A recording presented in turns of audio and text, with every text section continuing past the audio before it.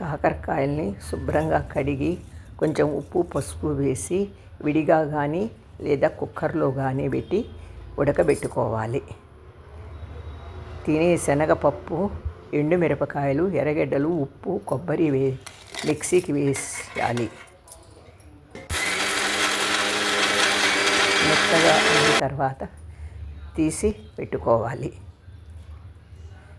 పొయ్యి మీద బాండలు పెట్టి నూనె పోసి బాగా కాగిన తర్వాత ఈ పొట్టలు చీల్చిన కాకరకాయల్ని ఆ నూనెలో వేయాలి. కొంచెం సేపు బాగా యాగనిస్తే అవి బాగా ఎర్రగా వస్తాయి. ఈ కాకరకాయలకి చిన్న కాయలైతే ఇంకా బాగా టేస్ట్గా ఉంటవి. ఇవి అన్నీ వేగిన తర్వాత దానిలో మిగిలిన నూనెను కొంచెం ఉంచుకొని దాంట్లో మనము రుబ్బెట్టుకున్న కారాన్ని వేసి బాగా నిమ్మబోయే వరకు వాడ్చాలి. వాడ్చి దాన్ని ఆ కాయల మీద పెట్టి ఆ కాయల్లో కోరాలి.